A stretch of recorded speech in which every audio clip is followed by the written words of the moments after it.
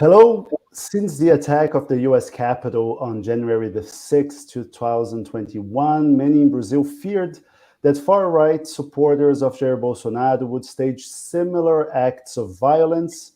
And well, it took 2 years and 2 days, but these fears have come to fruition. On Sunday, a mob of former President Bolsonaro supporters stormed the headquarters of all three branches of government in Brasilia.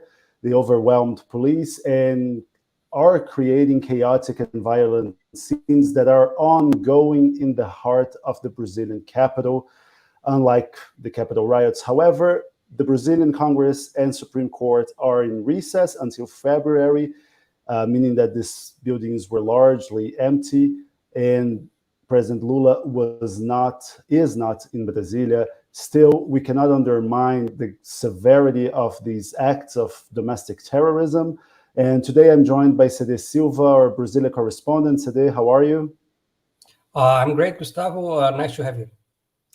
So, Cede, you're just a few kilometers away from where these riots are taking place in Three Power Square, where, for people who don't know, Brasilia is where the Congress building, the Supreme Court building, and the presidential palace where the president works, the presidential office, are located just meters away from each other. So what happened? Can you give us the backdrop of today's events?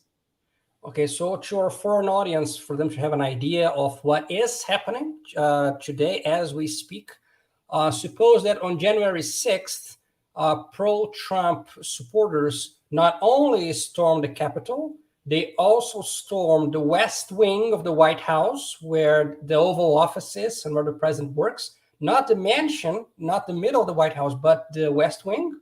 And they also stormed the Supreme Court, everything on the same day. And the supporters were met with very little police resistance. And now the authorities in charge are trying to save face by saying on social media that the people that committed crimes will be punished, when in fact they have already did nothing to avoid this damage. So this is what has happened. Fixing the barn door after the horses have bolted. Precisely. Thank you very much for that very innermost contiguous United States expression. For our people in Nebraska watching. So this is what is happening in Brasilia, and so far the protesters are still there. So this is an ongoing invasion. It is not over yet, and so they are still inside the buildings in all three branches, all the three branches of government. This footage that you see is inside the Senate floor. There we see the name of Senator Jader Barbalho, who is, by the way, the father of one of Lula's ministers. And this completes, Gustavo, another copy of the January 6th in the United States. So the January 6th vandals, the pro-Trump January 6th vandals, back in 2021, they also invaded the floor of the House there in the United States. So here they also invaded the floor of the Senate. Those images you see right now, where with the beige chairs, that's the Supreme Court. That's the floor of the Supreme Court, to which evidently, which was the branch that then President Bolsonaro most spoke against. He directed most of his vitriol against the Supreme Court, and they also invaded the Supreme Court. And there is also there's also footage of them breaking the Planalto Palace, which is Brazil's equivalent to the West Wing. That's where the offices of the president and the offices of his main ministers are. And theirs was also invaded. What you see right now? It's impossible not to reminisce about the Capitol riots when we see these images. But I also like to remind our viewers of another very different but still similar event in 2013, if I recall, when we had this wave of protests throughout Brazil against the political class, against corruption, and pretty much against anything and everything. And they did similar things. They stormed the Congress building. They occupied the exterior of the building. They did not go inside as they are doing now. And at one point, a group was thinking of charging at the Planalto Palace, And that's when things got really tense because the president was there. And in these situations, the police is authorized to use deadly force. So fortunately, we don't have the Supreme Court justices, the Congress people, nor the president present in Brasilia at this moment, or at least present in their offices. So that is at least a positive thing. But another thing you said that about Brasilia authorities saying that they will punish to the full extent of the law after allowing this to happen, because we have seen 100 buses arriving, at least 100 buses arriving to Brasilia this past couple of days, clearly to stage a big demonstration in the Esplanade of Ministries, which is the sort of mall that leads to the Three Power Square, and the police just put barely any effective to do this sort of barricade and prevent the protesters from reaching the Congress building. And an interesting detail that might not be anodyne is that the current top security officer in Brasilia, the capital, is President Jair Bolsonaro's former Justice Minister, Anderson Torres, right? Yeah, so Anderson Torres was very important in the Bolsonaro use of the public machinery for his own political purposes, and he was Bolsonaro man through and through. So Anderson Torres replaced former Justice Minister André Mendonça, who now sits on the Supreme Court. To give an idea of who Anderson Torres is, at the beginning of 2022, there was another sort of panic, a moral panic about a comedy film in Brazil called Como se tornar o pior aluno da escola, How to Become the School's Worst Student. This film aired originally in 2017, before the pandemic, and it stars a famous comedian in Brazil who's also a talk show host, who is now declaredly by the Bolsonaristas. He's now become an opponent because he also makes fun of everyone. So this 2017 film, in early 2022, this film began streaming on streaming platforms such as Netflix, Amazon Prime, etc., etc. And Anderson Torres, while he was the justice minister, when he heard about this moral panic that was escalating on social media and on Bolsonarista social media and so on, he pledged to censor the film. He pledged that he would ban the streaming platforms from streaming this comedy film, which was already 5 years old. And he actually did it. First, he pledged on social media that he would do it. And then the official Gazette brought that ban about the film. So with that action, he demonstrated that he is a Bolsonarista man through and through, that he is willing to use his public pen and his public power to advance the Bolsonarista agenda, whatever it is, even if it's a moral panic about a 5-year-old film that has nothing problematic at all. And actually, this very same film, so our audience here has the full context, this film, when it originally hit movie theaters, was applauded by some of the conservative politicians that then joined the moral panic to ban the film from streaming platforms. Anderson Torres then became the public security secretary for the Brasilia state government, as you said, as so he is in charge of security, and as so he is in charge of how the police acts, where to place the police, and so on and so forth. And so this is another failure by Anderson Torres, which is not, Gustavo, nothing surprising at all, because we have seen a rehearsal of this act before. And this, I think, is the second thing that our audience needs to take away. So the first thing is that everything in Brazilian politics right now, especially concerning Bolsonarismo, is basically watching US politics with a 2-year lag.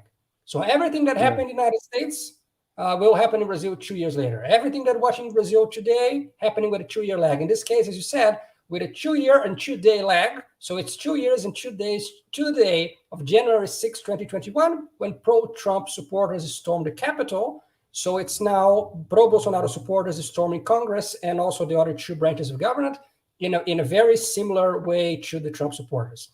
And by the way, this is just the latest installment in a series of acts of violence, in acts of vandalism, and essentially domestic terrorism episodes that we have seen this past few months, since October the 30th, when Luiz Inácio Lula da Silva won by this razor-thin margin, the narrowest in Brazilian democratic history. He won with just 50.9% of the runoff vote. We have seen, and please, Sadiq, correct me if I missed something, but they started by blocking federal highways, which are essential to Brazilian supply chains, essentially trying to put the economy on a chokehold. That didn't work. Then they started to camp outside of army garrisons in order to urge the armed forces to stage a coup d'etat. When Lula was certified on December the 12th, they torched buses and they tried to storm the federal police headquarters in Brasilia. Then on Christmas Eve, we found a bomb planted near the Brasilia airport just days before the inauguration, with the perpetrator who has been arrested saying, this doesn't leave much room for interpretation. He said he wanted to create chaos in order to allow Bolsonaro to call for a stage of siege and prevent the peaceful transition of power. And now this. Did I forget something? No, that's a great compilation. It adds to the fact that what we're seeing in Brazil. So first, what we're seeing in Brazil is basically U.S. politics and Trumpism with a 2-year lag. To give a very brief example, for instance, after Trump was elected, he said that he actually had also won the popular vote, which he did not. He only won the Electoral College. And he also said that his crowd on Inauguration Day was actually larger than Obama's, which clearly was not. But even winning the election, he still felt the need to lie about other things. That not only he won the election, he also won the popular vote, which is false. And not only he won the election, he also had a larger crowd on Inauguration Day, which is false. Bolsonaro, soon after he got elected, did similar things. In Brazil, we don't have the Electoral College, but in Brazil, we have a runoff system. And so Bolsonaro said repeatedly a completely false thing, which is that he had won already in the first round. He did not win in the first round. He won only in the second round. He needed a runoff, but he needed to an extra lie to show his supporters and his demonstrators that he actually had a larger support than he actually had, and that the opposition, the system, the deep state was against him and was blocking him from winning in the first round, which theoretically, his conspiracy theory is what happened. Trump. Yes. No, please go ahead. Sorry. So Trump and Trump supporters, Trump lost his re-election. And after Trump lost re-election, he did not accept the result. He did not begin transition. He never endorsed the results. And he gathered a crowd and he incited a crowd of supporters to storm the Capitol on the day that Biden was going to be, the votes were going to be counted on Capitol Hill. With Bolsonaro, the same thing. Bolsonaro never conceded. Bolsonaro never accepted that he lost. Bolsonaro went completely silent, and a large crowd of supporters gathered in Brasilia. Since we don't have the Electoral College, but we have the certification. So our electoral court on December 12th gives a diploma to the president and vice president-elect, which is our closest equivalent to the United States ceremony in Capitol Hill. And what happened was, on that day, Bolsonaro's supporters tried to invade the headquarters of the Polícia Federal, Brazil's equivalent to the FBI, in order to rescue an indigenous man who was supposedly a pro-Bolsonarista leader. And that gets to my second point, Gustavo, is not only what we are seeing in Brazil is always Trumpism with a 2-year lag, but what we see is a terrorist organization. So you mentioned the demonstrations that took place after the October 30 runoff, which Lula narrowly won.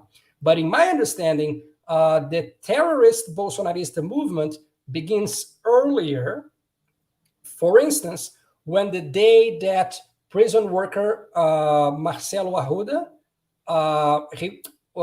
Marcelo Arruda was actually a different police officer. Marcelo Arruda was shot by Guaranho, which was a Bolsonarista, on his birthday party. And not Which was a only Lula-themed party, a right? Lula themed party, which all the political demonstrations, etc., a Bolsonarista called Guaranho goes there and shoots him dead. And not only this happens, but the reaction of then President Jair Bolsonaro was not to explicitly condemn what happened, but he sends a lawmaker from Rio to Paraná, and in order to say, hey, this was not actually my responsibility, and he places someone to talk with part of the family of the murdered man, in order to say, hey, this is not exactly my responsibility, okay? But I'm not explicitly condemning what happened. I'm not saying that what happened was wrong. I just don't want to take responsibility, which is, in my understanding, the difference between Bolsonaro and Trump. So Donald Trump, when he was president, he was very explicit in inciting the crowd. There's a tweet by Donald Trump in December 2020, a few weeks before January 6th, calling people to go to Washington, D.C. and doing everything. And on January 6th, then President Donald Trump, outgoing President Donald Trump, made a speech nearby the Capitol with his crowd. Bolsonaro did not do this. He was not there physically. He does not want to take responsibility as Trump exposed himself, but his active silence allowed such demonstrations as this to happen. And this comes, and there comes my third takeaway, which is this terrorism that is happening in Brasilia this Sunday is not something out of the blue and is not a surprise. It was tested, just as Al-Qaeda used to do. Al-Qaeda did, for example, in the 90s, 2 terrorist attacks in US embassies in Africa.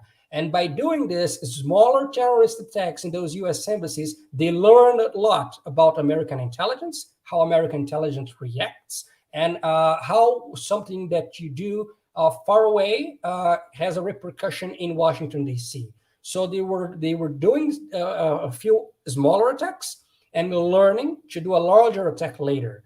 The attack that we see today was rehearsed, in my understanding, in at least 2 important occasions. First was on October 30th, which was the runoff day. There was a crowd nearby the Congress. They were there supposedly for the victory party in case Bolsonaro won. But they had already rehearsed the fact, can we gather a large crowd nearby Congress, a large crowd of Bolsonaro supporters, first without violence? And they did it. And the second one was on December 12th. On December 12th, Bolsonaro supporters, on the day that Lula was certified, they invaded the federal police. We saw this crescendo, right? Yes, it was bit by bit. By the way, today, and most importantly, just to finish, and most importantly, they invaded the federal police. They set fire to buses, and no one was arrested that day. So they rehearsed and they learned that they could do such things in Brasilia and they would not be arrested the same day. And the same thing, Ibanez, Anderson Torres, they went to say, oh, we're going to arrest the people. We're going to, in the future. But they didn't get the people on the same day. So they learned and they rehearsed like a very sophisticated terrorist organization. And by the way, just I have to do some quick announcements. Because I have to thank Annie Locked. She bought us 3 coffees on Buy Me a Coffee. You can have these. You have this QR code on your bottom right side of your screen. And Anna said, in a current crisis like this, where democracy is under pressure by Bolsonaro-friendly protesters, we need your objective and thorough journalism more than ever. And journalists need coffee. We do, as today just showed. Good luck, Anne from Denmark. Thank you, Anne, very much. You can go to buymeacoffee.com and donate whatever your budget and your heart allows you to. Now, there's one question from the chat, from the YouTube chat, is whether Bolsonaro made a statement about these events that we are seeing unfolding, and he has not on his social media. He has not addressed that so far, but we have had reactions from other political stakeholders. And today I want to get your take on these, because one, we have Governor Ibanez Rocha of Brasilia, who said that he determined he will fire Security Secretary Anderson Torres, the man you just described. If you just tuned in, you can go back a little bit in this video, because today explained the background of Anderson Torres, the former Justice Minister of Jair Bolsonaro, who actually did not put enough policemen to prevent these sort of actions. He said he has solicited support from the federal government and has put his administration at the disposal of the federal government to constrain this act. We also have House Speaker Arthur Lira, who for 2 years was the utmost ally of Jair Bolsonaro in Congress, and he actually tacitly endorsed Bolsonaro's rhetoric against the Brazilian electoral system by participating in rallies in which Bolsonaro disparaged against our voting system, even if he did not make attacks himself against it. And he said that Congress has never denied a voice to whomever wants to peacefully manifest, but it will never give space to confusion, destruction, and vandalism, and said that the people responsible for promote and cover this attack to Brazilian democracy and their foremost symbols must be identified and punished in the full extent of the law. Democracy presupposes alternance of power, divergence in points of view, but does not admit these depressing scenes that are surprising Brazil at this moment. We will act with rigor to preserve liberty, democracy, and the respect to the Constitution. Now, we can say that Brazilian institutions, we cannot say that they have not functioned during the Bolsonaro year, because they act as guardrails in many occasions, but especially in Congress, they acted in a very lax and delayed and lagged way. Like you said, the problem is that with Bolsonaro, we always wait for the horses to have bolted before we fix the barn door. And in the case of Congress, every time Bolsonaro would charge against democracy, there would be a statement of repudiation by congressional leaders. That was it. Bolsonaro would have a token act of moderation, but then days later, he would do it again. But every time pushing a little further, every time the goalposts would move a little further. Now that Congress is itself attacked, itself facing the fire and fury of these far-right radical crowds, do you think that the political establishment will change its approach? I really don't think so. I don't have any faith in doing so. And I'm sure that some of these lawmakers, especially the pro-Bolsonaro lawmakers who are now in the opposition, they will very soon begin the talking point that no one was hurt because Congress was not in session. Since this was done in January, and unlike the United States, Congress is not in session. There are no lawmakers there. President Lula is not at the Palácio do Planalto. The justices were not in the Supreme Court. So they're going to say that differently from the United States, the lawmakers, the president, ministers, justices were not at risk because this was done on a Sunday and in January, so no one was working there. It comes to me as no surprise that Arthur Lira is doing this token act of condemning the acts when Speaker Lira is directly responsible for this. He's directly responsible first because he's been a speaker for almost 2 years now. And as the speaker, he has the power to place in the agenda a motion to impeach President Bolsonaro, and he did not do so. And precisely by not discussing Bolsonaro's impeachment and allowing President Bolsonaro to finish his term, in my understanding, this was a coup. The coup was to allow President Bolsonaro not to finish his term. By allowing Bolsonaro to finish his term, Brazilian institutions were not working properly. Our institutions are supposed to get rid of terrorist presidents, of presidents who committed a lot of common and political crimes and misdemeanors and high crimes against the nation, which in Bolsonaro's case were several, including not only almost on a weekly basis. almost on a weekly basis, and not only about the pandemic, which could go on and on and on. You can read on the Brazilian report about several of them. So in my understanding, the coup was allowing Bolsonaro to finish his term. So the institutions did not work properly because they allowed Bolsonaro to finish his term. Back to what Arthur Lira said. So Arthur Lira is saying he condemns the ones responsible for this attack to democracy. First, he's not saying exactly what happened. He's not placing the blame on Bolsonaro, and he's not saying that these are pro-Bolsonaro supporters. So he's not naming names. And when you do not name the names, you're not talking to talk, and you're not walking to walk. If you do not name the names, it only becomes an empty letter.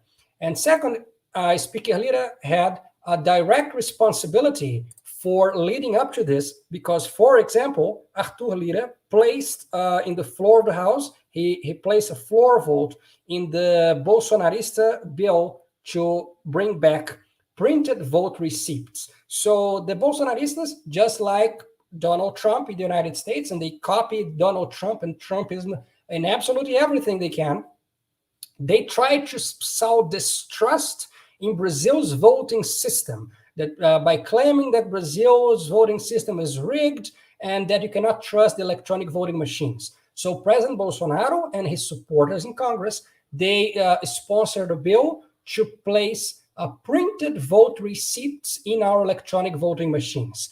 This bill failed in committee, and by standard rules, when a bill fails in committee, it is dead. It has been killed. It cannot be further discussed. But Speaker Arthur Lira, as a Bolsonaro ally, he placed this dead bill in a House floor vote. And so he tried to get that discussion going. Even if the vote failed, again in the House floor, the discussion was still there. Probably. And legitimized, right? Yes. When you put that on a vote, you're legitimizing this as a valid bill to be discussed. And it's absolutely no conspiracy theory. And you know, Gustavo, and people that follow Brazilian Report, how I feel about mysterious sources and sources that say, and people that do not name their names. This is absolutely no conspiracy theory, because the then whip of one of the whips of the Bolsonarismo, Congressman Vitor Hugo, on the night that the printed vote bill was placed to a vote in the House floor, he went to the microphone, and this is all videotaped. You can check it on the on our House YouTube channel, on the Câmara dos Deputados YouTube channel. He went to the microphone and he said precisely these words: "Even if we lose the vote, we won the discussion, because now Brazilians will be distrustful." And he used the word gap in English. There's a gap of trust in the system. So they achieved their objective by placing the bill to a floor vote. Even if it was killed in committee, the discussion about something is wrong with our voting system kept on and gained legitimacy, as you said. And this is one of the building blocks in the crescendo, as you said, that leads to this terrorist attacks today. People that do not trust the voting system, they do not trust that Bolsonaro lost the election. And one of the persons to blame for that is Arthur Lira. Right, yes. And I just have to thank also Fabiani and Robin Liperella. They bought us 5 cups of coffee and say thank you for covering this so promptly. As soon as we heard the news, we immediately went to your channel. As a Scotsman, his Portuguese is terrible, and our podcasting channel allowed them to share Brazilian current events with his Paulista wife. They thank us, but thank you, Fabiani and Robin Liperella.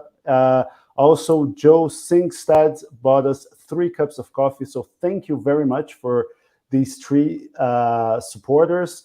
And if you want to support independent journalism, you can buy us a cup of coffee on buymeacoffee.com /Brazilian Report. You can also subscribe to the Brazilian Report, which is an independent journalism website on Brazil and Latin America. Now we have seen reactions from Latin America. Alberto Fernandes said that he wants to repudiate this, and he called integration from Latin America against anti-democratic groups. So we also have seen that the police appears to have reclaimed the Supreme Court building. What is the status right now at the Esplanade of Ministries? Well, from what I see from live footage, there's still demonstrators on Tree Power Square or Tree Branches Square. We can also see that there are still people in yellow T-shirts near Planalto Palace, as you're seeing that footage right now, which is also on TV. And so there's still a lot of Bolsonaro supporters in the square and inside at least Planalto Palace. And by the way, Jair Bolsonaro, who and please, Sade, correct me if I'm wrong, or barge in if you disagree, but who is the main responsible for the acts we're seeing in Brasilia, he has been holed up in Florida since December the 30th. And I think it's important for us to remember, because his last act as president was doing a farewell message to his supporters on social media, and in which he said that he did everything in his power. He didn't say with as much as saying he tried to overturn the elections, but he said that he did all he could to prevent what is happening from happening. And when you say that 2 days prior to the inauguration of Lula, I mean, the math adds up, and like you said, he dodged responsibility for acts of violence carried out in his name. He said that nothing justifies terrorist acts. Now, one thing is interesting, because we have seen this cognitive dissonance from Bolsonaro supporters, where when something happens or doesn't, it's part of a larger plan. And we at the Brazilian Report, we monitor these far-right groups on Telegram, on WhatsApp. Amanda Audio, who also shares with you duties of covering Brasilia, she went to these putschist campsites in Brasilia, spent a lot of time there, and what she saw was a lot of people saying that Bolsonaro, he didn't relinquish power. He actually just created reasonable deniability when he left the country, just waiting for the right time to come in the arms of the people and reclaim power through an armed forces-led coup. And for instance, when we see what has trended in Brazil's social media, we have seen hashtag coup d'etat and also hashtag Brazilian Spring, which shows like the country has been divided. We have seen an almost 50-50 split in the vote, and we are seeing these two camps, one defending that this is an attempted coup, another saying that this is people reclaiming power. Can I get your take on this talks of a larger plan by Bolsonaro's far-right? Because you also covered how the Bolsonarista rhetoric has fueled these acts of terrorism. Okay, so let me unpack that in three things. First, you've mentioned Amanda Audi covering, our reporter Amanda Audi covering the putschist camps and the putschist Bolsonarista movement. One of those people that she has interviewed more than once for the Brazilian Report is Osvaldo Eustáquio. So there's a video that has been circulating since at least Wednesday, that's January 4, of Oswaldo Eustáquio talking with another Bolsonarista leader, and they are talking about an invasion to Congress. And they are talking about how many buses they would need to get 1 million people to Brasilia. They would need over 200,000 buses. So this video was already circulating at least since Wednesday.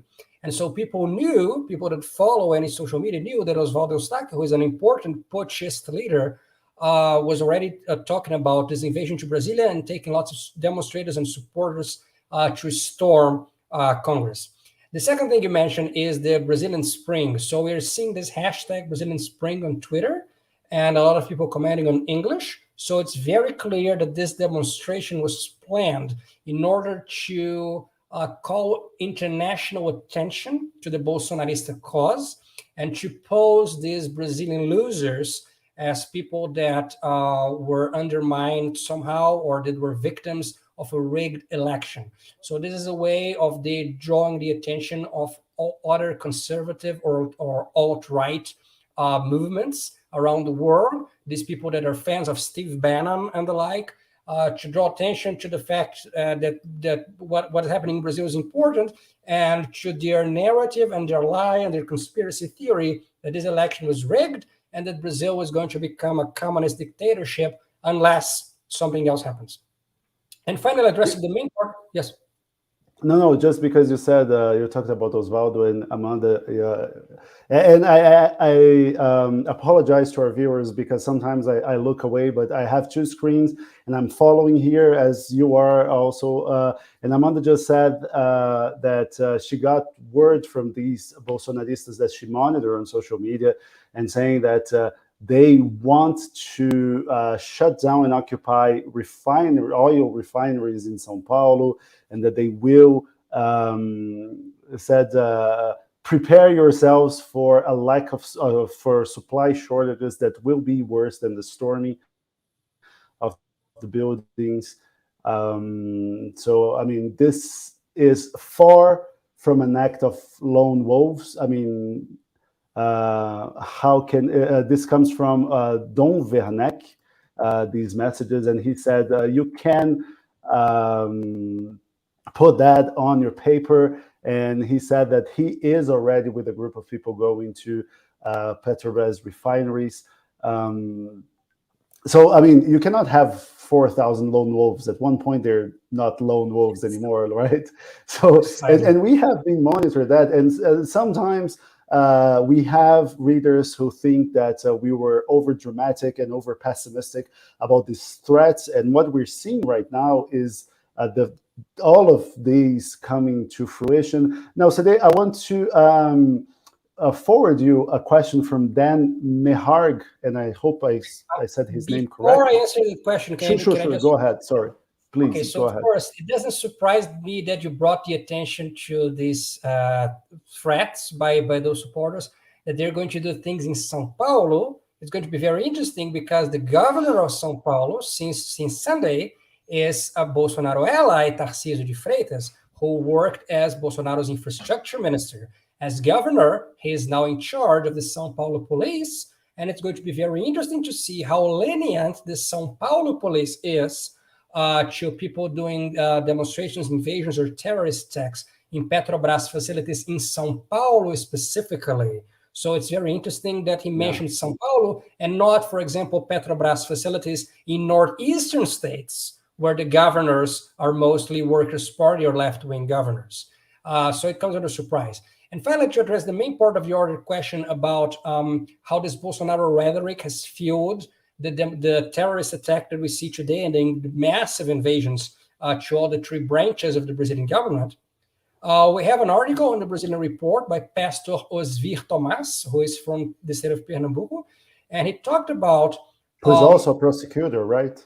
Who's also a prosecutor in the state of Pernambuco, and he talks about a lot about the mixture between most of Brazilian evangelicals, especially evangelical leaders, and Bolsonarismo. And he mentions about, he argues about how Bolsonaro losing the presidential election is also a major loss to the evangelical pastors who prophesied that Bolsonaro was going to win. So the victory of Bolsonaro was not only a political issue, it was also a religious issue for a large part of the Brazilian evangelical movement, which is millions of people. And these several of these leaders and preachers, they not only supported Bolsonaro or asked their flock to vote for Bolsonaro, they did more than that. They assured that Bolsonaro was going to win because Bolsonaro's victory was the will of God, and it was prophesied. And after Bolsonaro lost, as you mentioned, people need to come up with new solutions on new things that are going to happen in the future. So in these purchase camps, as you've mentioned, people waiting for Bolsonaro to do something in the next 72 hours. Or in the next days, he's going to come, he's going to speak. Or by Bolsonaro not speaking, but there's a video where he shows a pen. And this pen means that Bolsonaro is going to sign something and is going to authorize the armed forces doing something. So these mostly evangelical supporters began to hope for a return of the so-called Messiah, and in that in the future something is going to happen to undo this election or to undo this thing, which is not what we're seeing in our eyes, but there's something in a spiritual world with the true meaning of what is happening. And so this is a rhetoric that kept these people in these camps for over 2 months. They were there because they hoped for, or their religious leader assured that in the future something is going to happen that is going to erase this Lula victory. Before I give you the question from YouTube, just would like to thank Bernard Didier, who bought us 5 cups of coffee, and Luis Hams, who became a member in our Buy Me a Coffee memberships. And this is a different membership from the subscription from the website. The subscription in the website is to get our journalism on Brazilian and Latin American economy and politics. If you go to Buy Me a Coffee and become a member, you get exclusive content, you get behind the scenes content. You're going to see how the sausage is made, and I mean, it's not ugly at all. It's just going to see how we do the things we do. You're also going to get a lot of content on the Brazilian way of doing things. So it's a whole different content. Now, Sede, let me bring you the question from Dan Mehag. And once again, I apologize if I'm not stating your name correctly, Dan. Which military leaders need to speak out in order to repudiate this attempt? Now, I would like to add another question, Sede, because we have been seeing a lot of talks that maybe the Supreme Court, maybe the federal government will try to impose an intervention on the Brasilia security apparatus. And apparently, by what Governor Ibanez said and what we discussed, the local government would be open to that. So what's your take on Dan's question?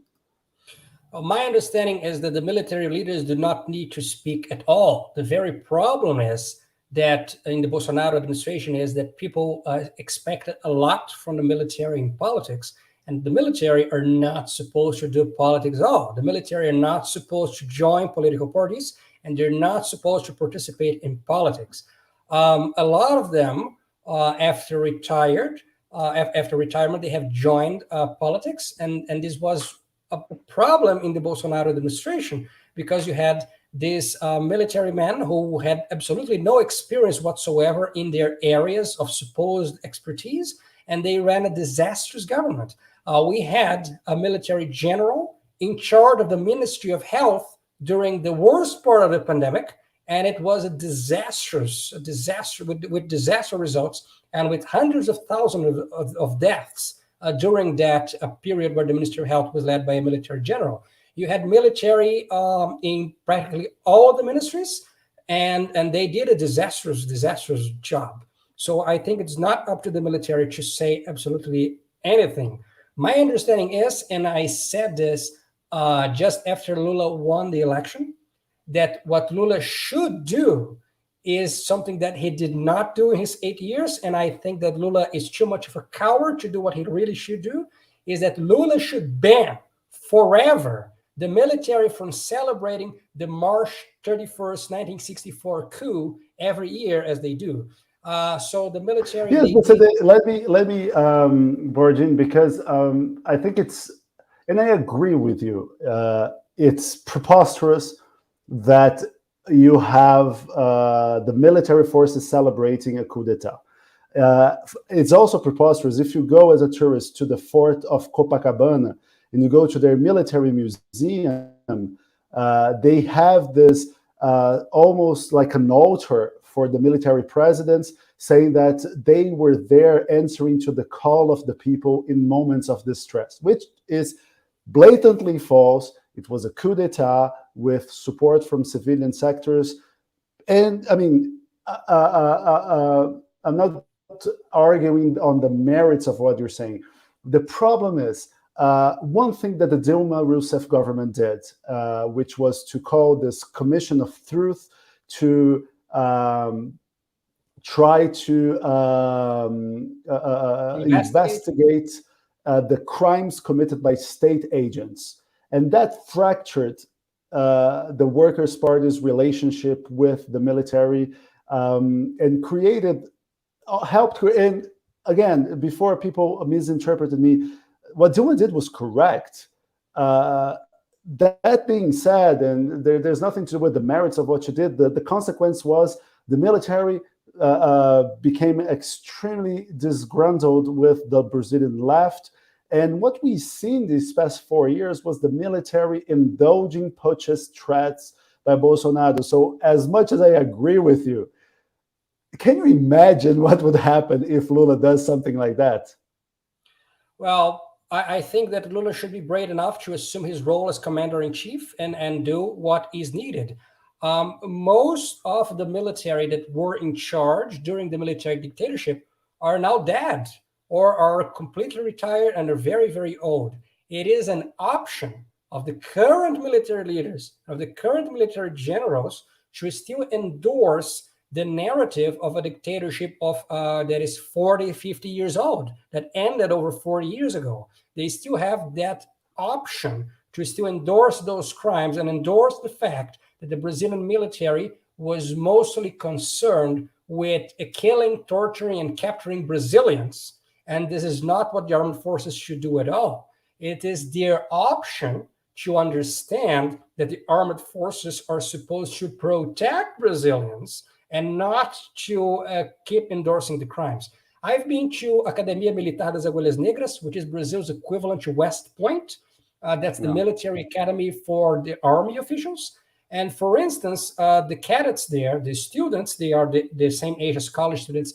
They refer, oh, we're going to AGM, AGM. And I ask them, what does AGM means? It means Auditório General Médici. So their main parlatorium, their main conference hall is named after General Médici, which was the third president of the military dictatorship. The harshest of them all.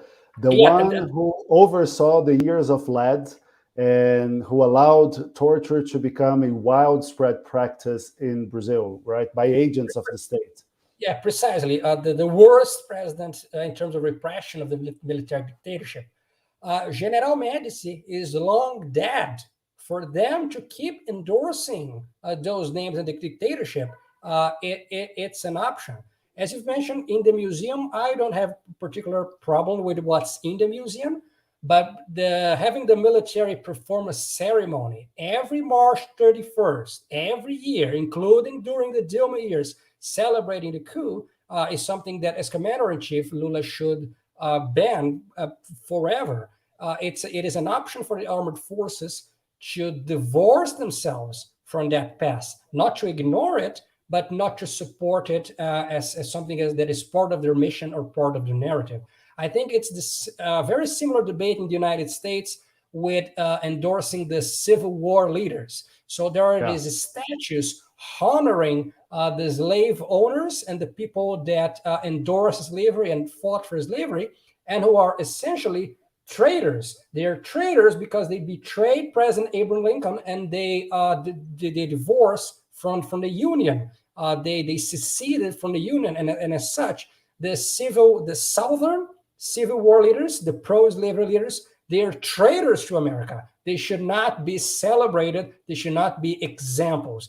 And we need to have the same debate and the same discussion in Brazil. Right. And just so there, we have a few updates. We have the Petrobras press office saying that their refineries operate as normal, because for people who have just tuned in, supporters, and we have Lula speaking right now, so our journalists are going to follow this, and we're going to bring the words of President Lula, but Petrobras accounts for 75% of Brazil's oil, and apparently their refineries are operating as normal. President Luiz Inácio Lula da Silva is in Araraquara, a city in countryside São Paulo. He's there because we have seen right now, and he's there because we had problems with mudslides caused by intense rainfall, and he is addressing the nation as we speak. And he's saying that all people who are responsible for these acts will be found and will be prosecuted. It's important to remind our viewers that in his inaugural remarks before Congress, President Lula mentioned the pandemic crimes and said that everyone will be found, everyone who was responsible for crimes committed during the pandemic will be prosecuted and punished. So now he's reviving this pledge to go after pro-Bolsonaro criminals. Now, CD, we have also to thank a very generous donation by Luis Hans. By Luis, he just bought us 20 cups of coffee. I mean, we're certainly going to need that because with these events, we're going to be staying up. But thank you very much, Luis. So we let me just, I'm going just to listen at the same time. And Lula is talking about the need to identify financiers of these acts and punish them. Now, Sede, can you remind our audience a little bit about the importance of pro-Bolsonaro businessmen in financing the far-right acts? Because we have seen a lot of money poured into these acts. Yeah, so I can't speak for anything that is going on today or any information about the financing of this terrorist attacks today, but the relationship between some pro-Bolsonaro businessmen and terrorist acts has been the subject of investigation at least over the several months. So Justice Alexandre de Moraes, who is both a Supreme Court justice and currently still the head of Brazil's Superior Electoral Court, he ordered a lot of police actions and investigations into the financing and sponsoring of pro-Bolsonaro acts. In last year, just before September 7, which is Brazil's Independence Day, he ordered the freezing of assets of a few pro-Bolsonaro businessmen, the messages of which they had this WhatsApp group, this group in a mobile messenger group, and they were speaking about the upcoming September 7 pro-Bolsonaro demonstrations, and they were wondering, for example, one of them wondered if it was legal to pay his employees to attend the pro-Bolsonaro demonstrations. And so Alexandre de Moraes ordered an investigation against these businessmen, and he ordered the secrecy of their bank accounts to be revealed to the federal police. So these investigations have been still ongoing, but we do know that there necessarily must be some money behind these demonstrations, because we have seen demonstrations that take place nationwide during a very long time, and some of these people sleep in those camps. Do these people have jobs? How do they get food? How can they sleep on these camps for days with And they no got end? like prime ribs and like luxury items to eat, and I mean, it was a massive infrastructure, as you say. Yes. Recently, a pro-Bolsonaro demonstration outside of army headquarters in my hometown of Belo Horizonte, Brazil, was dismantled by the city guard.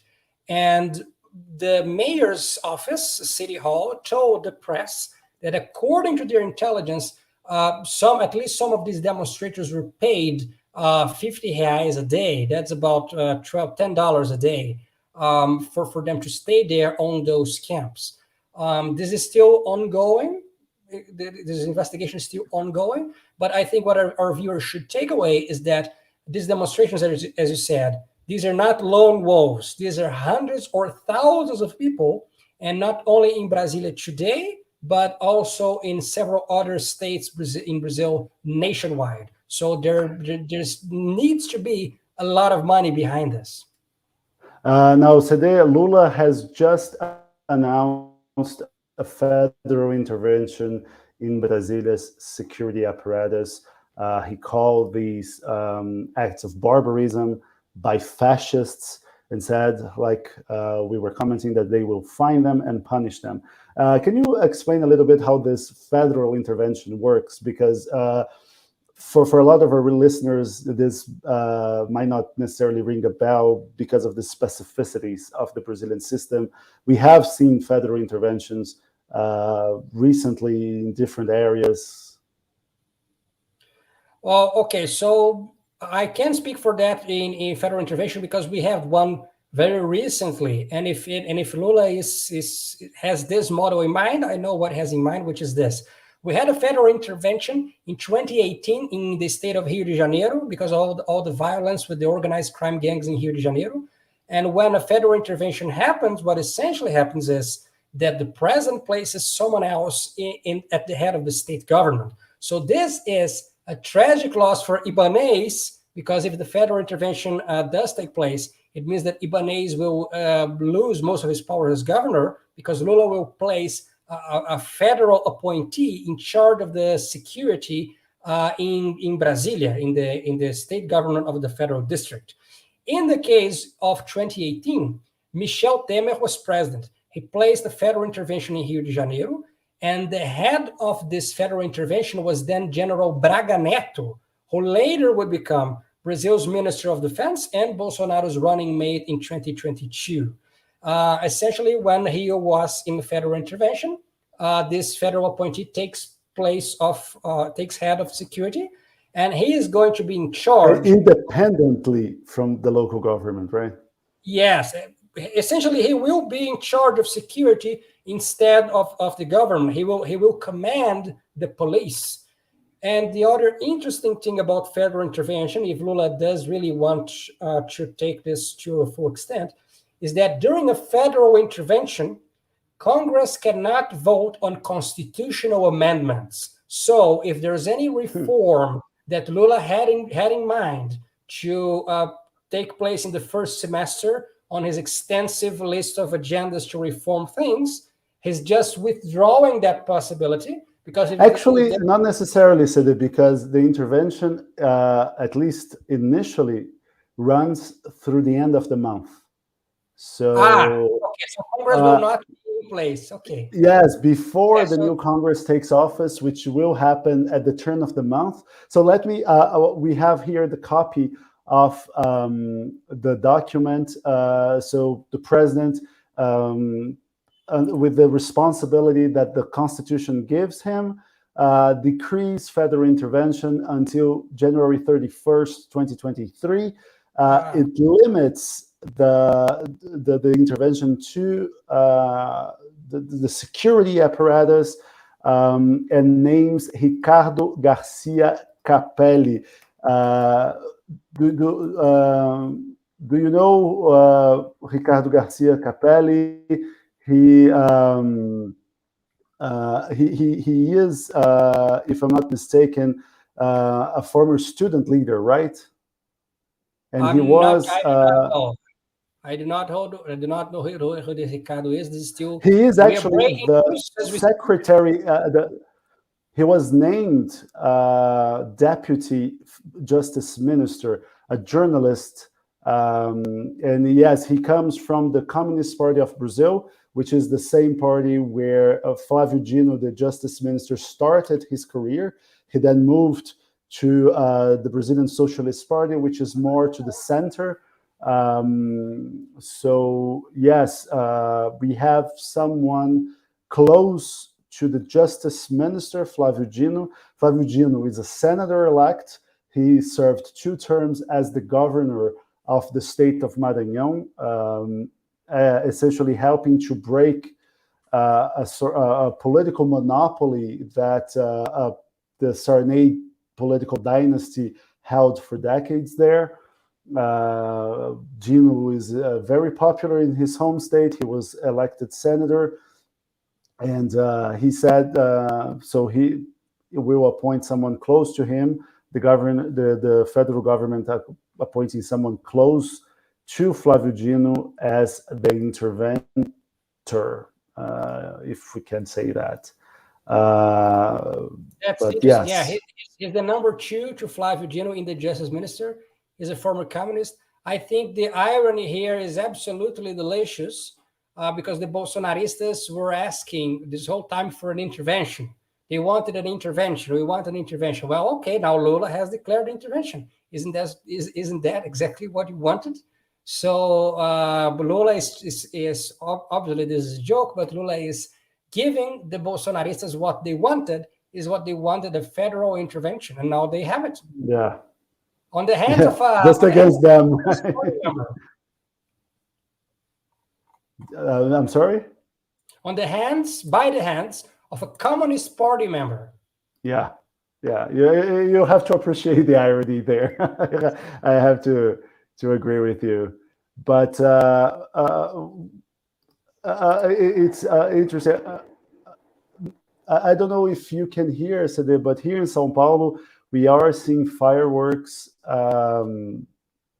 So we have also in São Paulo seen attempts by pro-Bolsonaro groups to block the Congonhas airport.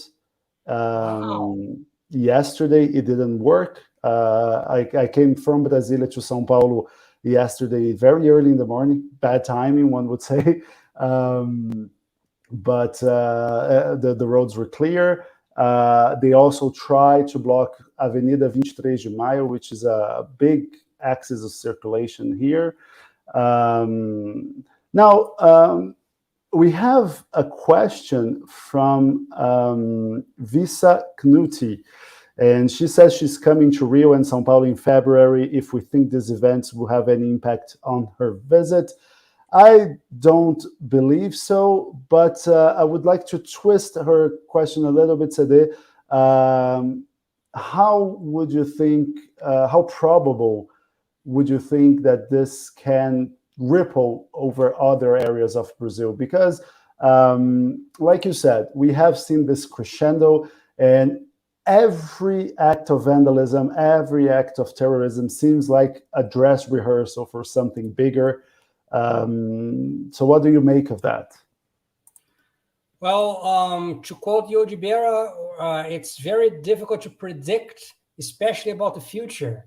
And in Brazil, I wouldn't foresee things even on the next month. As you said, some Bolsonarista leaders, they're pledging to continue this ongoing series of vandalism and terrorist attacks. And they're pledging now to attack Petrobras facility and so on. And I would take them seriously, as I would take seriously any terrorist organization. If they're threatening to do something, it needs to be looked upon seriously. We can remember that also back in 2018, during the truckers' strike, which was initially supported by then presidential candidate Jair Bolsonaro, we had supply problems because of the very long truckers' strike. So if a part of the truckers are still with Bolsonaro, and they have remained with Bolsonaro during the Bolsonaro years, we could still see other problems, interruptions, disruptions to supply facilities and so on. So what is going to take place in the next few weeks really remains to be seen, and especially how this federal intervention in Brasilia is going to take place. Yes, no, it's amazing the level of destruction that we are seeing.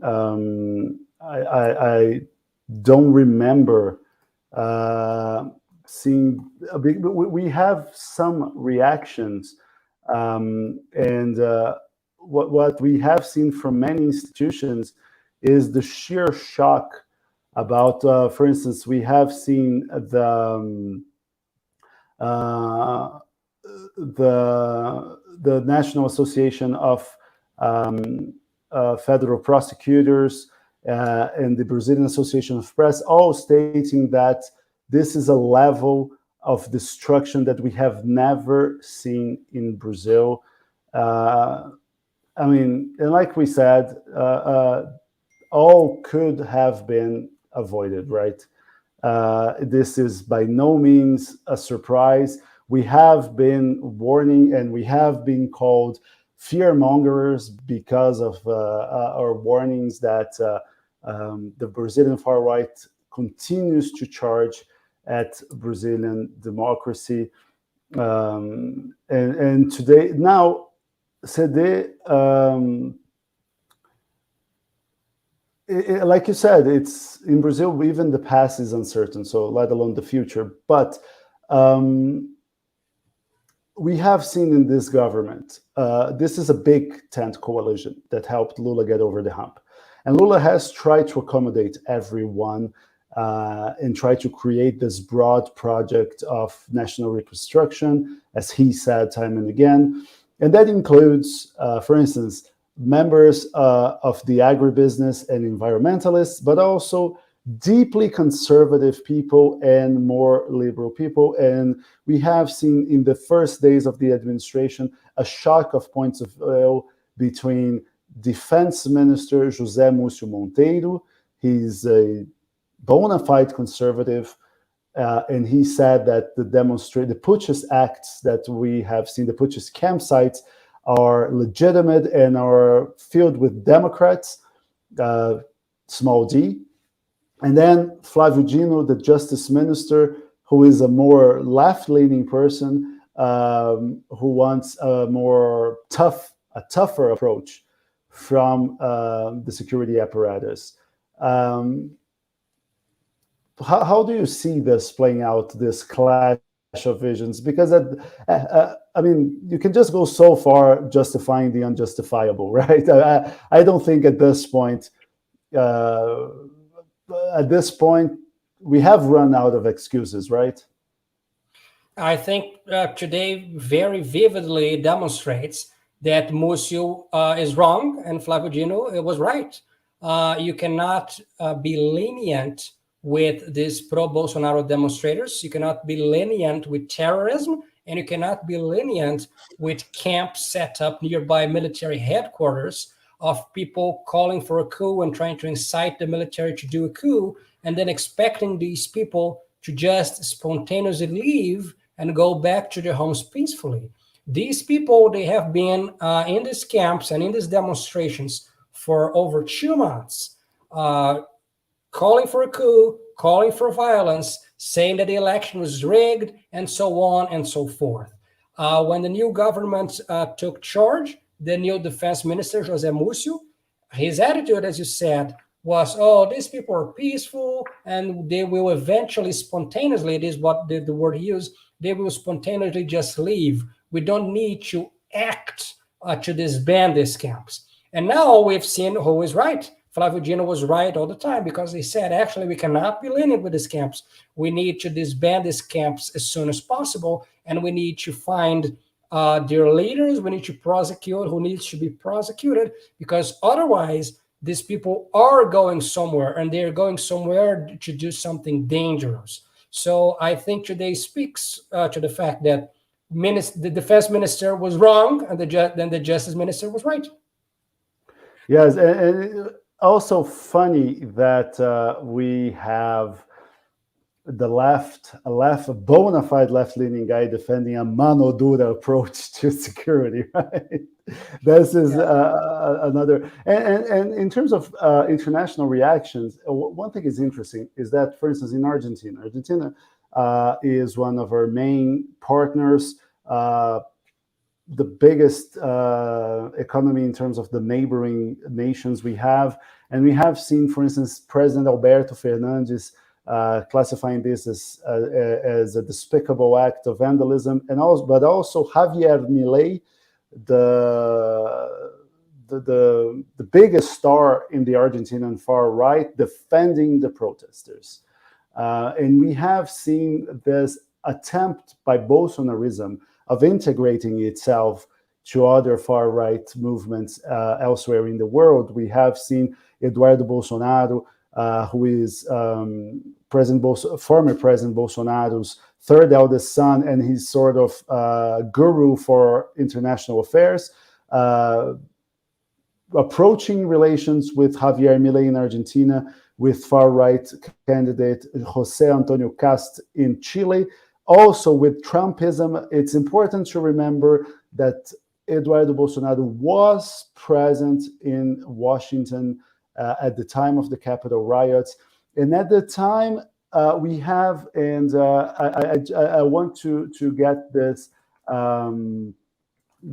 quote from the Capitol, from his reaction from the Capitol riots, because he said, if the right was 10% as organized as the left, they would have entered the Capitol building, killed all the cops that were there, and none of them will have suffered anything. And he said that when the right is as organized as the left, we're going to have civil wars in every Western country. So, Sede, how do you see these movements from these other far right movements? And just to say, we're going to have in a few minutes the participation of Mário Sérgio Lima. He is a senior Brazil analyst for Madley Advisors, and he joined us in our live streams during the Brazilian elections. He will help us understand what is going on in Brazil. Please, Sade, I want to have your take on this internationalization of Bolsonarism. As we have mentioned, there's a hashtag going on social media, Brazilian Spring, which is essentially trying to show a foreign audience that what is happening in Brazil is some sort related to the Arab Spring somehow, that these are rebel leaders taking charge against a corrupt government or against a rigged machine or something of the sort. And Bolsonarism has been international for quite some long time. You've mentioned Eduardo Bolsonaro, who is the former president's third eldest son and is basically the Bolsonaro clan's czar for international affairs, despite he speaking very little English. Back in late 2018, just after Bolsonaro had been elected, but before taking office, Eduardo Bolsonaro organized in Foz do Iguaçu in Paraná the Conservative Summit of the Americas, which was kind of the far right's answer to the Foro de São Paulo, which is a left-wing organization of political parties. And back at that summit in late 2018 was José Antonio Cast, the Chilean far-right candidate, as you said, and some other... Called the Chilean Bolsonaro, right? The Chilean Bolsonaro wannabe, since he didn't win an election so far, and some other far-right leaders of Latin America. You've mentioned Bolsonaro and Bolsonarism trying to get international, but it also happens the other way around. So Steve Bannon, who worked on Donald Trump's 2016 campaign and worked at the White House in the first few months of the Trump administration, Steve Bannon approached Eduardo Bolsonaro to be the Latin American leader of what he called the movement, which is a loose movement of far-right parties and far-right candidates in a few select countries that Bannon managed to contact, which also includes Italy. And Eduardo Bolsonaro, while he was during the Jair Bolsonaro administration, Eduardo Bolsonaro was sort of a parallel foreign minister. So Brazil had an official foreign minister, diplomat Ernesto Araújo, but but Jair Bolsonaro's son Eduardo was basically our actual foreign minister. For example, when then President Bolsonaro visited the White House in early 2019, the person that went into the Oval Office. Let me interrupt you. I'm very sorry to interrupt you, but we have Mário Sérgio Lima on our waiting room here. Mário Sérgio, he's joining us. Can you hear us, Mário Sérgio? Yes, perfect. Can you guys hear me? So Mário Sérgio Lima, he is a Brazil senior analyst from Madley Advisors. He was with us during both rounds of the presidential election. So Mário, I welcome you, but I'm not saying I'm glad to see you because under the circumstances, but always a pleasure to talk to you. What is your take of what is going on of this 2-year delayed Brazilian January 6th? Well, I mean, it's the saddest part of what happened is like it was well documented, but by the coup mongers, by the fascists, Bolsonaristas. It was well documented that they were planning to do some sort of raid over the Congress, over the presidential palace, and over the Supreme Court. Everybody knew this. Those guys actually managed to come. More than 100 buses came to Brasilia in the weekend. Which, I mean, CD Silva is and nobody goes to Brasilia, right? In the weekend. Nobody goes in the weekend to Brasilia. Not even people who live in Brasilia stay in Brasilia during the weekend. Everybody knew that this was bound to happen. It was like well documented. There are lots of peaks, numbers, the people that were giving out to organize this kind of buses. So since this didn't come as a surprise, it was clear. And Gustavo, we're not talking about 1 million people that, of course, no police force in the world could have stopped 1 million people. We're talking about 5, 6, 7,000 people. I mean, it's a small group. I mean, this is less than a third division football match. I mean, it's easy. You can police a football match, a third division football match, with 15 to 16 policemen, if they are willing to actually police the. And what we saw today was not only the intelligence of the police in the federal district, the intelligence of the government. Since the government has just took over, there's a good reason to believe that the lack of intelligence in the federal level could be also somewhat of a intended. Yes, it wasn't incompetence. It was actually by design. They actually it was not a glitch, it was a feature. Yes. We know that the federal railroad police is a police that's very in line to what Bolsonaro has always preached. So those guys never took any precautions to stop those buses from coming. And just for a piece of context, because this Federal Highway Patrol that you're mentioning, they engaged in voter suppression operations in Lula-leaning areas during the runoff, right? So it's not, you're not taking this out of the blue and just of course them, not. Right? I mean, the former president of this police, he was actually a vocal Bolsonaro supporter. So it's not just like the new government just took over. You cannot expect them to just completely change The people, you know, Gustavo, there's a famous story in Brazil when the military dictatorship, they instituted what they call like the Institutional Act number 5, which was basically when they took the public suppression to the limit. So it was like the hardened part of the military dictatorship.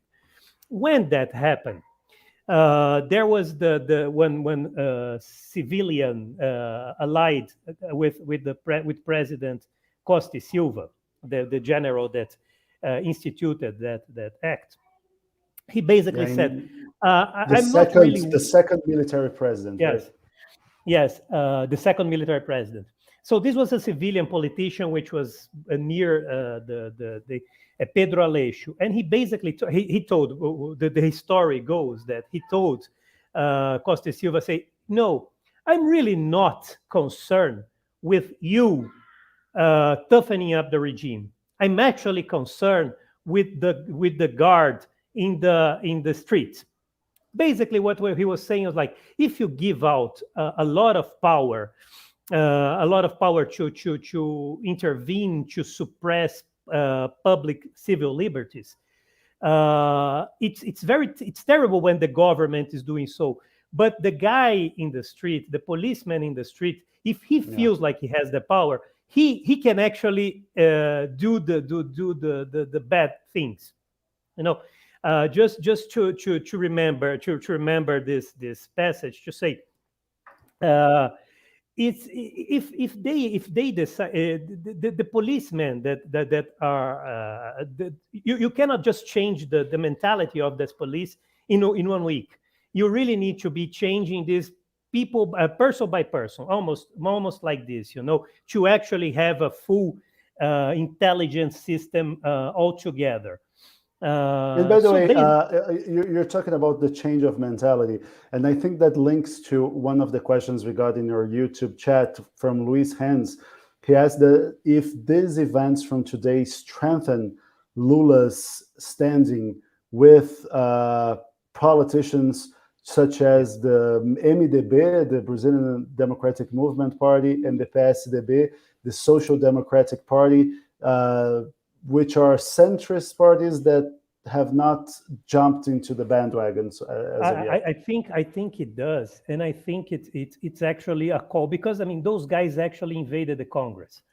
So let's be honest, for this far right extremists, those terrorists, they do not want even the centrists, the centrão. They are not about to empower those guys, those clientelist politicians. They are actually against the political system as a whole. So this is one thing. The political system first needs to protect itself from those guys, from those extreme militias. So the idea now is that Lula will probably have it much easier to come to those guys, not to get those guys in line with the government to pass any legislation. That's not what happens. But basically to say, hey, you guys, we need to have a united front against it, because as soon as those guys, if they come, you know, they're not going to stop on me. They're going to go over everyone. So that's a today call it's for me, tomorrow. Yes, it's a call for unity. So I believe that Lula now have, first of all, Lula has just decreed a federal intervention in the security. Only, if I understood correctly, only in the neighboring areas of the administrative region in Brasilia. So basically now Lula controls the police in that area. That is important because Lula can actually now, Lula and the intervention responsible can actually put to work guys that they can fully believe Trust. that they can fully trust. Because we just saw the images, you know, even if the bulk of the police there wasn't pro coup mongers, I mean, you can easily say that a lot of them were.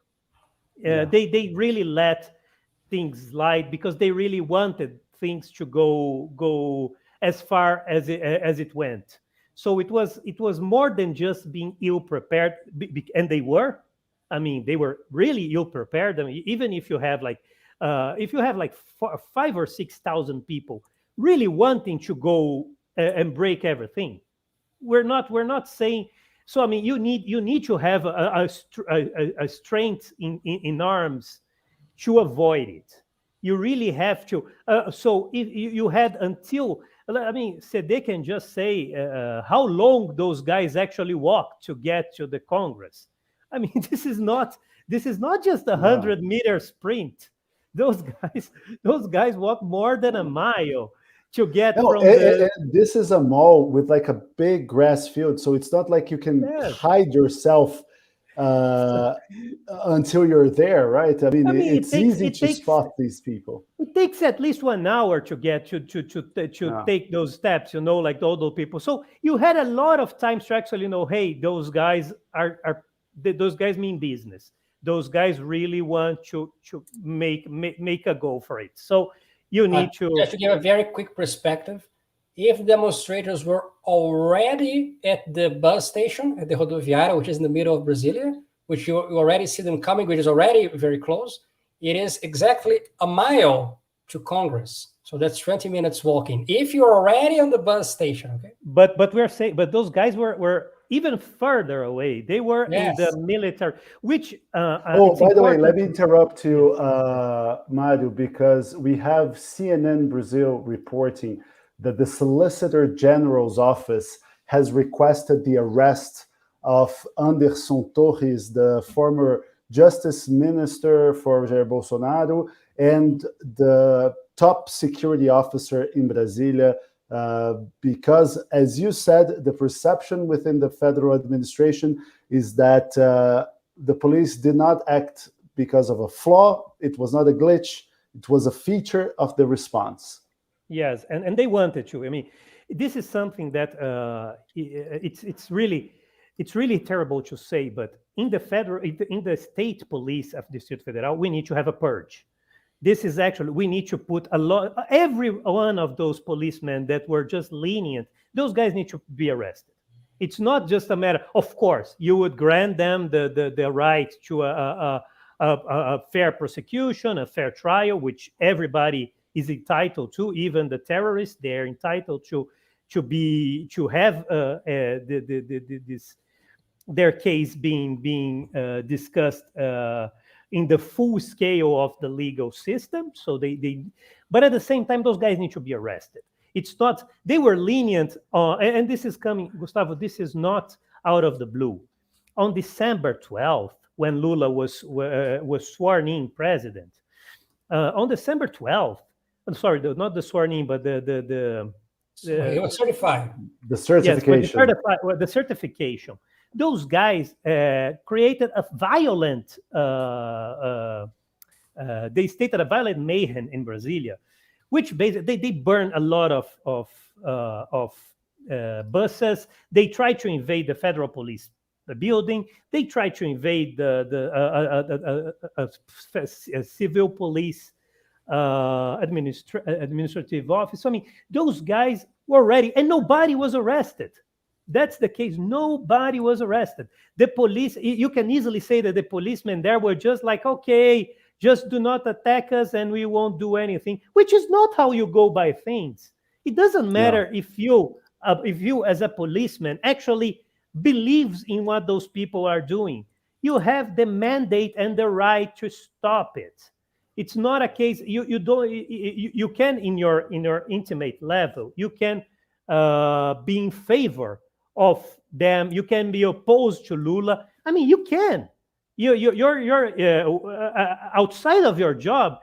You are just as any other citizen. But as soon as you're using the police uniform, you need to contain this type of mayhem, this type of chaos, and they didn't. There are people in the front of the military, in the army bases. Those guys are up front of those bases, have been there for at least 60 days. I mean, sorry, man. This is not a peaceful protest. Even if they were not breaking things up, this is not a peaceful protest. They Especially wanted because it is a crime to call for a coup d'etat, right? It's not it is a. not only it's a crime to call for coup d'état, but you can be incurred in two crimes. It's also a crime to instigate military officers against Yeah. the civil administration. So yeah, there were lots of crimes being committed there, and the people they just let it slide. They just say, okay, those are crazy old people. The numbers are shrinking by the day, but that's the problem. The numbers were shrinking, which meant only the radicals were remain there. Only the guys that really are not capable of operating in a democratic regime. So those guys needed to be taken care of for a long time. They had a week to take care of those guys. And like I said, everybody knew that buses were coming, just like everybody knows that those guys also believe that if they interrupt the fuel distribution, if they somehow can stop fuel distribution, they can generate some sort of chaos that would just break up the country. Gustavo, we're talking about a fringe minority, even among the Bolsonaristas.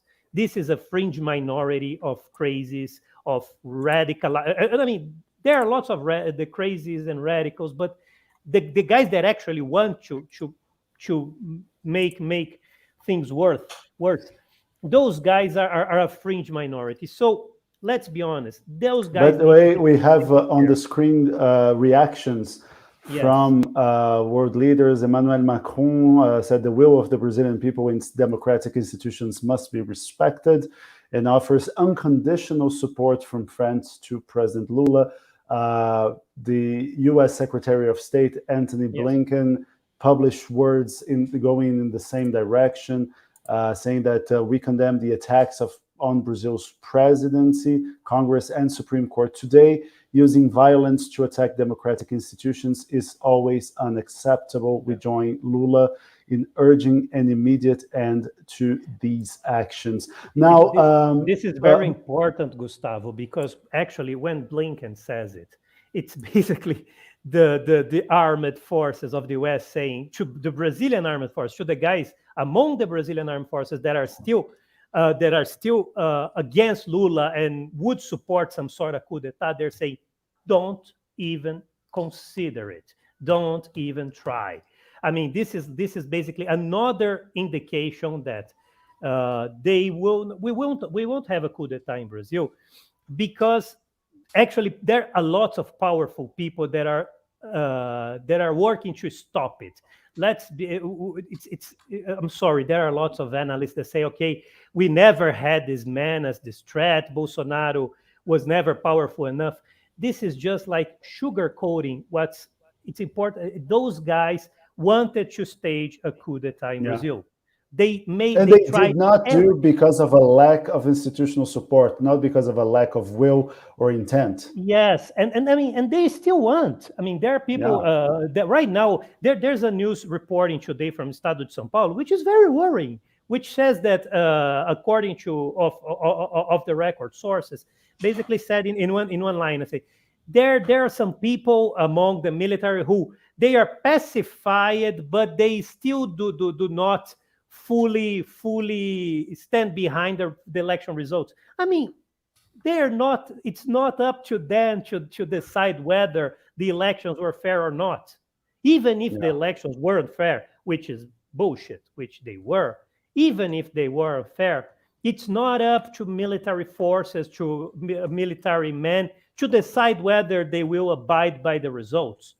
They do not have the right to have this opinion as military men. Like I said, as a private citizen, they can think whatever they want, but they just need to work. So they need to prevent any sort of for now they just need to now I think what one thing that those guys did today, those commongers did today, first of all, a lot of them actually provided evidence against themselves, because they film everything. There's this No, and you over. just go to social media, and there are Yes, telephone numbers and everything in terms of the organizers of these protests. yes. So it doesn't take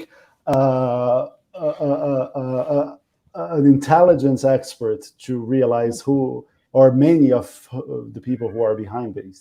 Yeah, I mean, Gustavo, they just tried to blew up Brazilian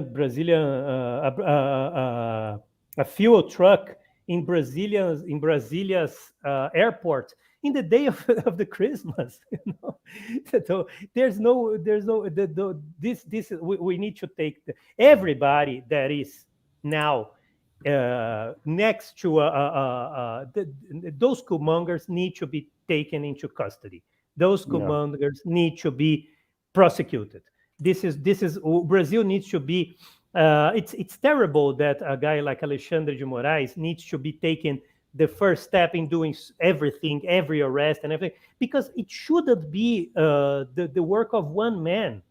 The yeah. judiciary system, the federal prosecutors, those guys need, and I think for now, after they do, because up until now, it's like they were just threatening. It was like almost saying, okay, those if a barking dog won't bite, now the dog has bitten. So now you need to you just cannot remain saying, okay, let's negotiate. No, there's no negotiation with those guys. Those guys need to be facing the full extent of the law, and that's the only. And I think that Brazil And now. Mario, just to your point, which is you really can say that this is so shocking.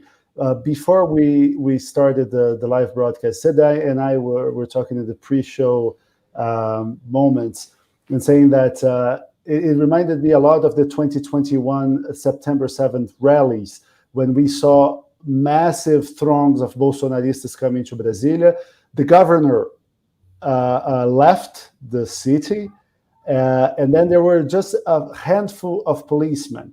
And on the eve of the protests, many of them jumped the gun and stormed the Esplanade of Ministries. Yes. At that point, the Chief Justice at the time personally called Governor Ibanez Rocha of Brasilia and said, "Are you really not putting enough people here?" So that backed Ibanez Rocha against the corner, and then he had to protect the Three Power Square.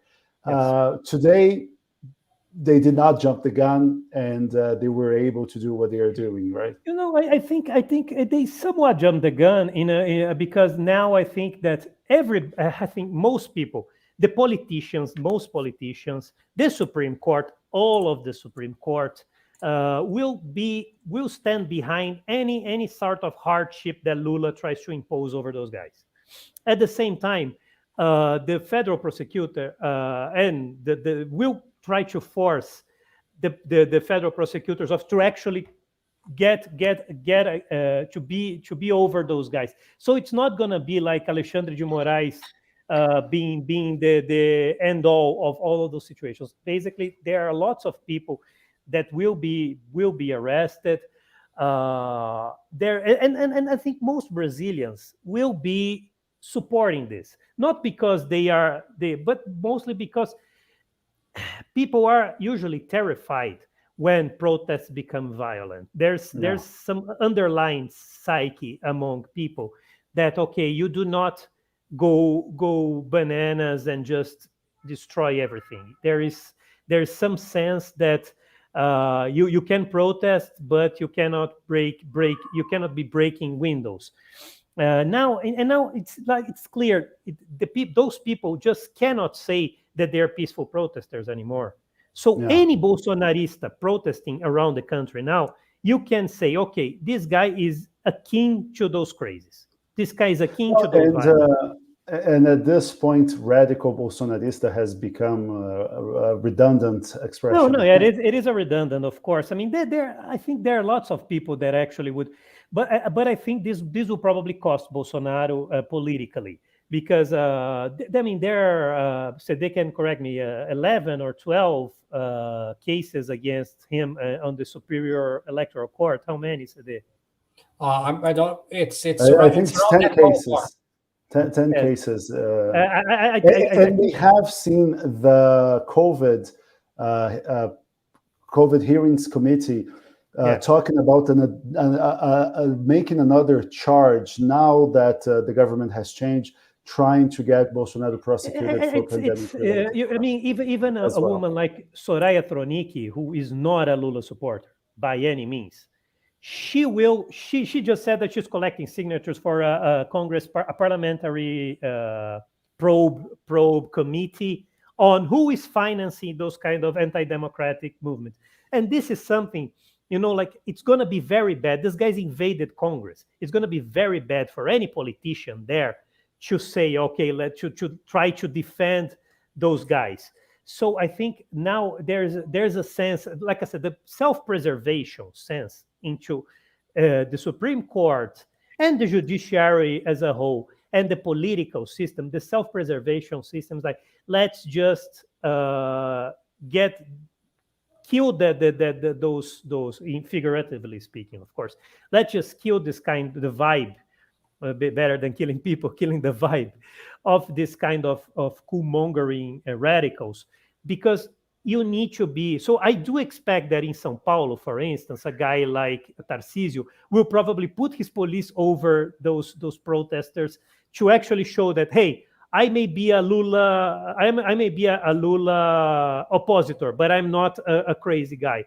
Because the political system, even like the PL, the Liberal Party, the Bolsonaro, they will probably just let Bolsonaro take the blame into all of this, because they can easily reassemble as an opposition to Lula. And by the way, Mario, I've just gone through every social media channel by Jair Bolsonaro. Not a peep. I mean, it's not gonna. A lot of pro-Bolsonaro congressman-elect, not a peep as well. And by the way, just one thing, very common. the federal. It's very common. No, I just want to add something, Mario. Sorry to barge in, but the decree issued by Lula today must be voted on by Congress. So how can you convene Congress after what we saw, right? Yeah. After the pandemic, you can just call the Congress and just do a remote vote, right? Do a remote vote. It's extraordinary call. You don't, since they just broke up everything in Congress, you have the excuse to, hey, we do not have to have an extraordinary call for people there. You can just vote wherever you are, and to approve it. It's going to be approved because it's not it's really not the Lula doesn't want to close the Congress. This is just like putting police. And for Lula, it's like you can easily now use the Força Nacional, the national force, to actually call upon some elite policemen from other states that you can rely upon, not the policemen that work with the federal district. Ibanez has been put on the corner, so he needs to actually do something himself, because he can face the backlash. The political backlash will be over him. It's already over him. Even guys like Lira is basically indicating, Lira and Pacheco saying, hey, those guys. Sede doesn't agree with you that much. He thinks what Lira did is just a token act. And that it's always. I mean, it's always. But I think Lira will not want to be in this boat. This is this boat of Bolsonaro. But when you say that not a peep, this is a characteristic of Bolsonaro system of communication. They usually they tend to wait until like some to form some sort of opinion, some their own narrative, like they say, and then they start using that narrative, which I do believe at some point they will say that most of those people that were breaking things are infiltrated. Will people, they will call like some those lunatics, they're not Bolsonaristas, they are infiltrated, but it's mostly like a self-preservation at this moment. They are not, Yeah. they cannot dissociate themselves with this. And I think like the for Bolsonaro, this may be. I mean, it's too early to say, but this may be the end of the line for Bolsonaro. This he will probably be an outcast on the political side, and even people that are closely associated with him will try to get will try to position themselves as real Lula oppositors that are not going to go the violent route. Now, So Mario, I want to get yours and Ced's take on this because uh, this is a tweet that aged really bad. Sérgio Moro, senator-elect for the state of Paraná and former justice minister for under Jair Bolsonaro, former car wash judge that convicted Lula for corruption and money laundering, convictions that have been quashed because he was deemed biased by the Supreme Court. 5 hours ago, he tweeted this. The new Lula government started more worried about repressing protests and the diverging opinion than presenting results. Back to quid pro quo using ministries and state-owned companies, all in the name of a mysterious, quote, reconstruction without any direction. Not a great start. Then, 2 hours ago, he said, protests must be peaceful. Invasions of public buildings and depredation are not the answer. The opposition must be done democratically, respecting the law and abiding by the institutions. Invaders must remove themselves from public buildings before the situation gets even graver. Now, this is a guy who ran on the tough on crime stance. I didn't see any mention to prosecuting these people to the full extent of the law. I mean, this is more in a nutshell. The guy he's one of those guys that he just cannot waste an opportunity to waste an opportunity. I mean, he doesn't waste an opportunity to waste an opportunity. The guy just is never right. So he basically now he's not really saying that those guys are doing anything bad. He's just saying, okay, maybe you just did a little too bad. Let's just go back home. It's all good. No, it's not all good. So he will probably be. This is I always thought that he will be chewed up and speed up in the politics because nobody really can take him seriously, especially when he does this kind of. Even Mourão was stronger on just going against it. But I mean, there are some guys like I didn't saw. I was watching Global News, but I saw people saying that Ricardo Barros was trying to blame this on Supreme Court, which is, I mean, it's not the way to go. It's going to be very bad for him if he does this route. You know, I really think that Jair Bolsonaro. I mean, even media that's usually pro Bolsonaro, people like Antagonista, for instance, are just reporting that Léo Índio, who is the cousin of Carlos Bolsonaro, a guy that had a job in the government or in government backed extreme lawmakers. He was in the protest. So I mean, how can you dissociate Bolsonaro from this? I think Bolsonaro he became like a defective limb, and people would most likely want to remove that limb before this can spread out to other areas. What about you, Ced? How do you see these reactions from the pro-Bolsonaro camp? I think it's very, very hard to speak of Bolsonaro as a problematic limb when so many of these pro-Bolsonaro people and far-right people, in a war between humanity and the virus, they chose the virus. With absolutely no metaphorical terms, when there was a battle between humanity and the novel coronavirus, a battle that is still ongoing, Bolsonaro himself and all of his supporters very openly and very vocally and very evidently joined the virus team. I do not think that this demonstration today, that this terrorist act today in all three branches, is a bug in Bolsonarism. It is a feature. This is precisely what the Bolsonarismo movement has been amounting to this whole time. This crescendo has been happening the whole time by electing a terrorist as president. Bolsonaro is a terrorist since he was a military captain. In the 1980s, Bolsonaro was arrested by the army for plotting a terrorist attack against the army itself. This is not a conspiracy theory. This is not allegation. This is precisely and exactly what happened. He was judged and he went out without being properly punished. So he was just invited to leave the army as a captain, and as thus he could not progress further in his career.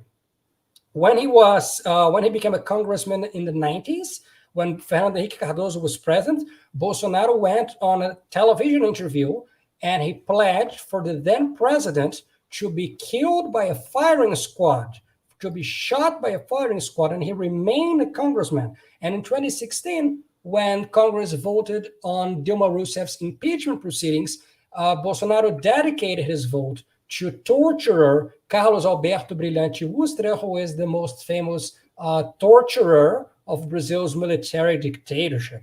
By electing a terrorist as president, Brazilians decided to pursue this course of action. And Brazilian institutions, as I said, they staged a coup by allowing Bolsonaro to conclude his term and by allowing Bolsonaro to incite a crowd that the electoral system is rigged, that any other opponent is going to bring communism back to Brazil, that Article 142 of the Constitution somehow, some way allows the president to call the armed forces for an intervention in other forces, allows the president to overturn the election, and so on and so forth. Just like as we are seeing with Trumpism today in the United States, we see what Bolsonarismo will amount to. As I said, Bolsonarism is just Trumpism with a 2-year lag. So to know what is going to happen to Bolsonarism in 2 years, all I need to do is to look at the United States.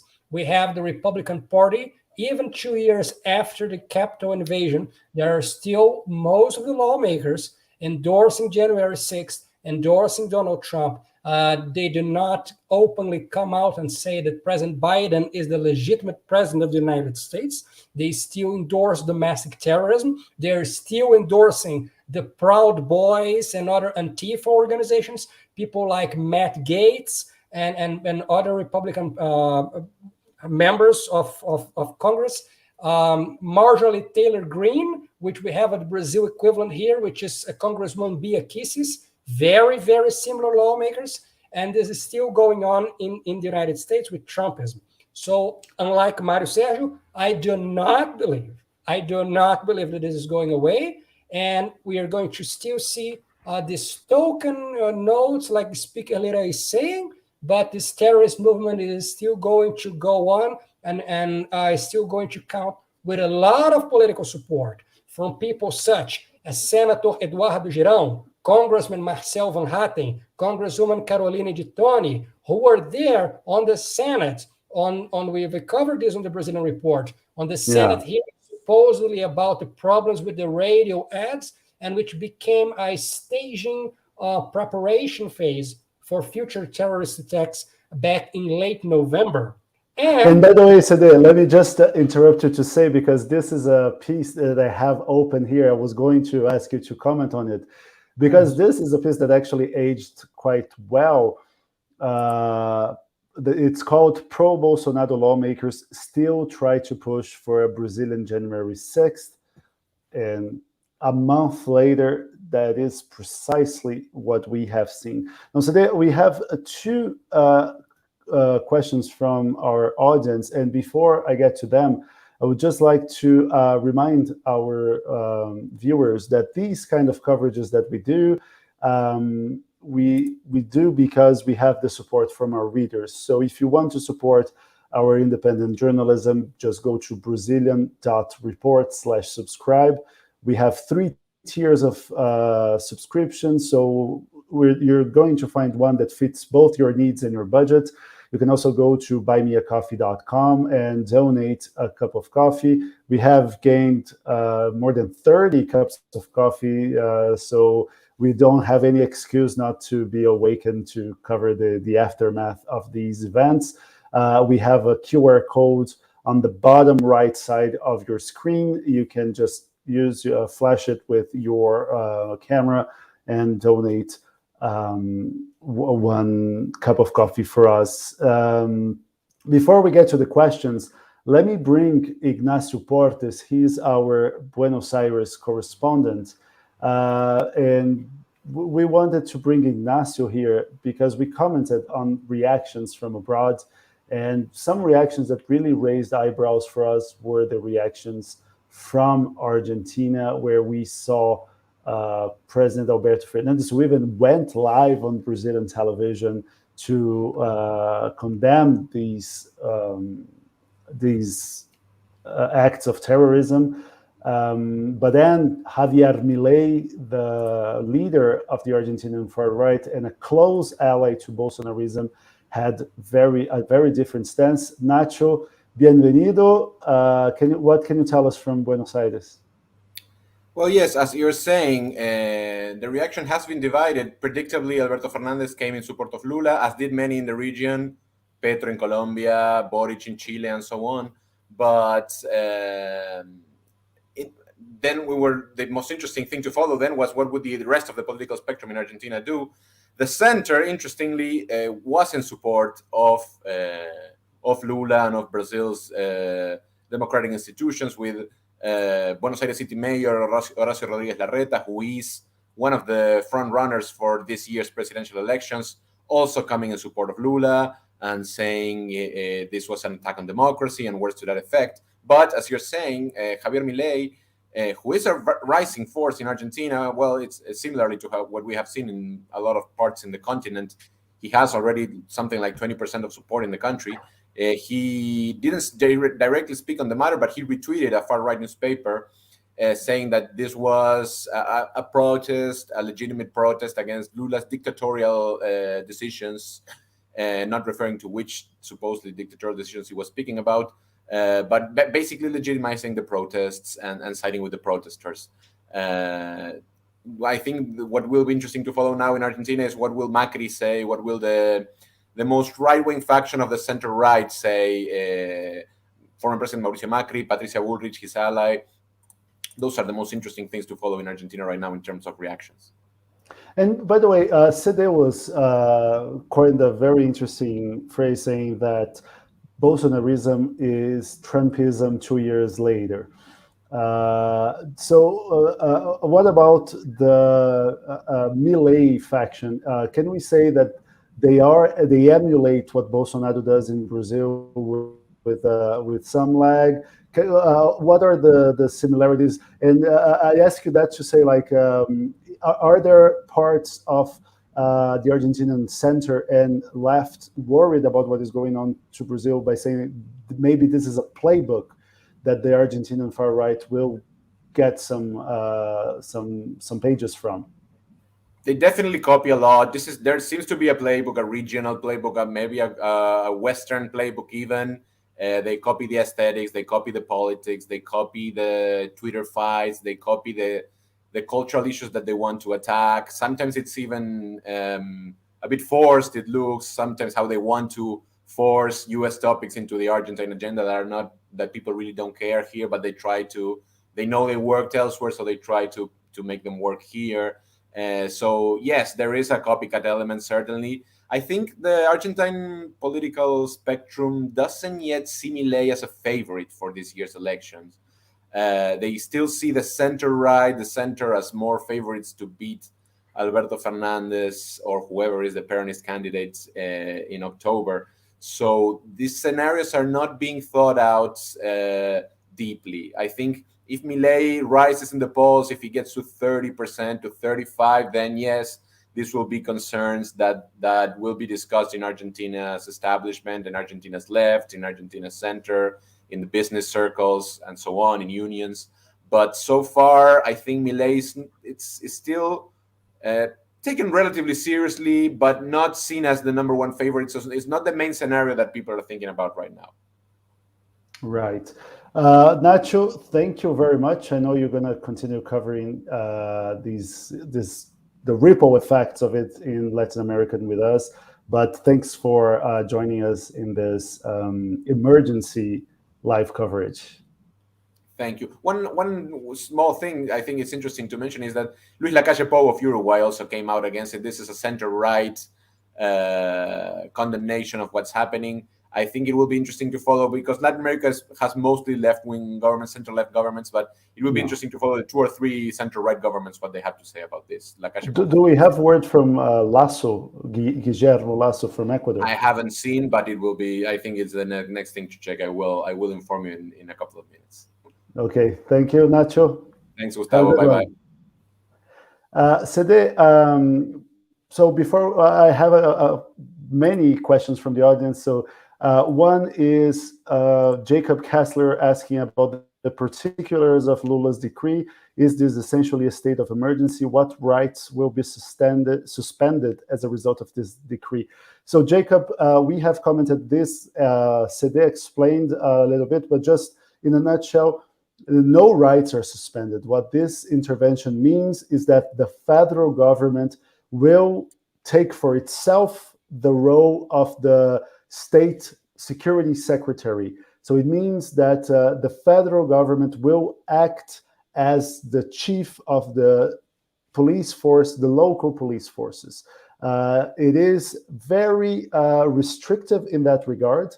So it says specifically that the federal government would only take to itself the matters of the security forces. Now we have Brasilia, only in the city of Brasilia, and only until the end of the month. Exactly, precisely. And we also have from Ishin Elisin, and I really hope I said your name correctly, by how it is written. I would assume it's a Turkish name. I'm sorry if I didn't pronounce it correctly, but they have a very interesting question about the role of the army in Brazilian politics. Now, so some people say that the Brazilian army got politicized over the past few years, especially since 2018, when the then army commander used Twitter to pressure the Supreme Court into ruling against the possibility of Lula staying in freedom until all appeals were exhausted, and that essentially removed him from that year's election. But I also say that maybe the politicization of the armed forces dates back from 100 years ago, when we saw the first lieutenants' revolts, and they actually never really removed themselves from the political arena. What is your take on this, to respond to our viewer? I will go further back. The military starts seriously getting political in 1889 when they overthrew the monarchy, when they overthrew the government, and they have never ceased being a political force in Brazil. The army, you mentioned 2018, about the 2018 election. There's something that dates further back, which I would like to mention our readers. So back in 2014, there's a story on Isto É, weekly news magazine, about how the military at that time was trying to create the Brazilian Military Party. This is actually a very good news story written by Claudio Dantas, who would then become my boss years later at O Antagonista. And one of the people that this is, and this is also very important, Gustavo, this is a story completely on the record. So all the people who spoke for the magazine, they spoke on the record. It's not about sources within something and so on and so on. So back in 2014, military and retired military in Brazil was trying to create a Brazilian military party in order for the military to run and win elections and thus go back to politics this time, unlike in the dictatorship, not via a coup, but via elections. In the end, and one of the people that was interviewed by the magazine was General Heleno. General Augusto Heleno was Brazil's first commander of the United Nations peacekeeping operation in Haiti, and he will later become a minister of security during the Jair Bolsonaro administration. The military, in the end, they did not need to create a military party in order for the military candidates to run and win elections, because when Bolsonaro presented as a candidate in 2018, after he won, he made a lot of military ministers and lower-level federal employees. Several thousand of military and former military people were employed in the federal government, as we mentioned, in several ministries, including the health and education ministries. We now have an admiral, a Navy admiral is currently the head of Anvisa, Brazil's federal health regulator. You had military members heading Petrobras, heading Brazil's energy companies, Itaipu, and so on and so forth. And hence, the military did not need to create a party, because after Bolsonaro won, the military was in power all over. They got in a lot of positions of power without even the need to run for elections. Some of them did run for elections in Congress, such as Vitor Hugo, other generals. We have a few generals in Congress, but it didn't need to create a military party. So answering back his question, the military was not politicized. It's the other way around. The military in Brazil never withdrew from being political. It has been political. You cannot talk about Brazil's republic without talking about the military role, right? They were not politicized. It's the other way around. They have always been political. By the way, G1 news website reports that 150 people have already been arrested in flagrante by depredation of public property.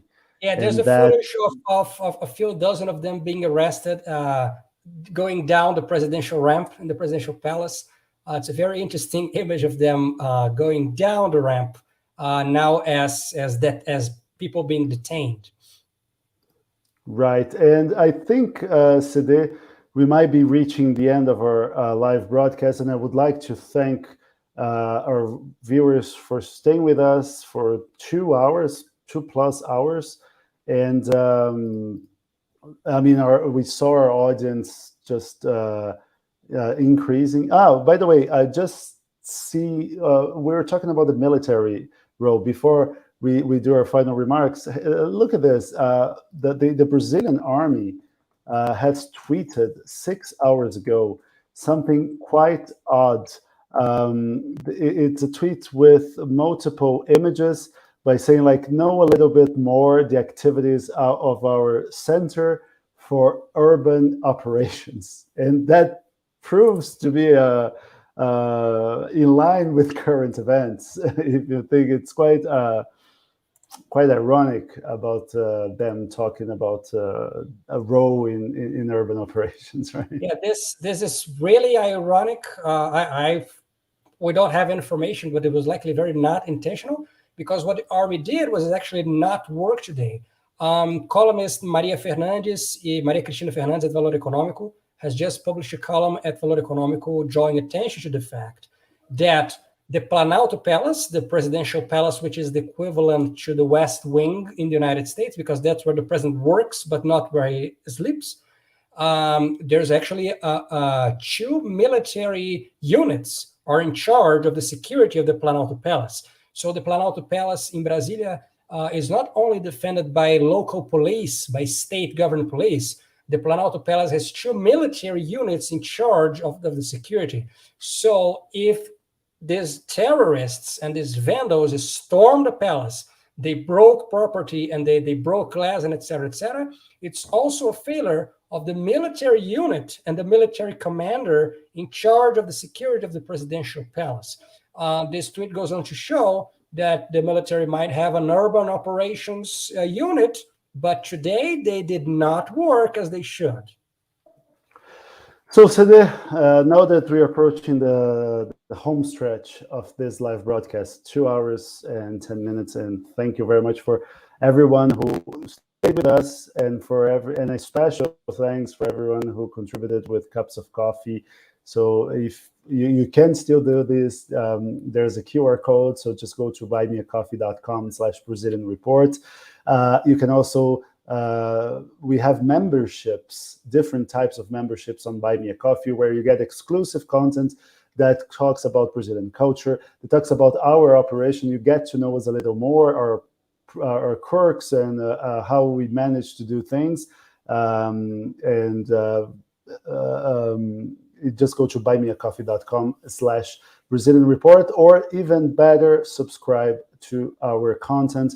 We have membership tiers that fit your budget and your needs. Brazilian.report/subscribe. CD, can you tell our viewers what is on your mind this following days? What should they expect of your coverage? What will you look as the most important things in the aftermath of today's events? Okay, so the main important thing, the main talking point for me today is I told you so. I have been telling subscribers for years on end, even before joining the Brazilian Report, that Bolsonarism is a radical movement, that Bolsonarism is a copycat of Trumpism. And very soon, a few days later, after the January 6th, 2021 Capitol invasion by Trumpist supporters, I said, this is going to happen in Brazil. So about 2 years ago, I was already saying people, this is going to happen in Brazil. And I was in opposition to a lot of people in the press that said that, oh, but Bolsonaro is going to learn to be moderate. Oh, Bolsonaro is adopting a softer tone in a certain speech. Oh, but the Brazilian institutions, they're going to do something. No. This is exactly what's going to happen. And this is what happened. So my main line today is, I told you so. Speaking about the future, what's going to be interesting to know is, going to follow closely is, first, where is Anderson Torres? From what I have not confirmed, Anderson Torres is not in Brazil. So Anderson Torres might be somewhere else. And as you've mentioned, and we've shown here, there is now Brazil's Solicitor General has requested justice to issue an arrest warrant for Justice Secretary Anderson Torres. So it's not an arrest warrant yet. The government's lawyer, the Solicitor General, is requesting a judge so that the judge can issue an arrest warrant for him. But even if the judge issues just such arrest warrant, which, as far as I know, has still not happened, they need to locate Anderson Torres in Brazil, and we don't know where Anderson Torres is. So this is the first thing. And the second thing to follow closely is, will Bolsonaro ever return to Brazil? Which, in my understanding, was already the possibility that he would never come back voluntarily. And after this terrorist attack, I understand that the chance increases that former President Bolsonaro will not return to Brazil voluntarily, that he will remain in Florida or whatever. And yes, and we have seen reports that he and his family have requested their Italian citizenship process to be expedited. And Italy, by the way, does not extradite citizens, even if they're not born in Italy, but if they hold an Italian passport, they don't do that. And we have seen in the past several people. So Brazil managed to score an exception in the case of Henrique Pisolato. So the history repeats itself. So back in the Mensalão scandal during the Lula administration, there was this guy, Henrique Pisolato, as you can know by his name, Pisolato, he's of Italian heritage. Pisolato, precisely. It's similar to the word pizza.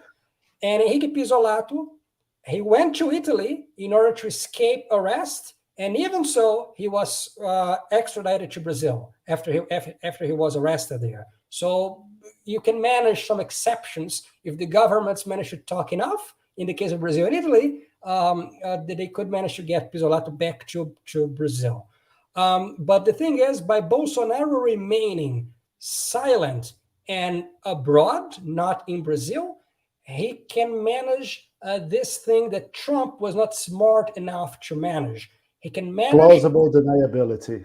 not plausible in a certain sense, but he can manage a terrorist Judicially movement. plausible deniability. Precisely, he can manage a terrorist movement by which he can still avoid any responsibility, because since he's not publicly inciting people, but only his lawmakers and etc., and since he is outside of Brazil, he can do precisely what Spider-Man's uncle mentioned us not to do, which is with great power comes great responsibility. Bolsonaro and Bolsonarism, and I have been hitting this key for a long time.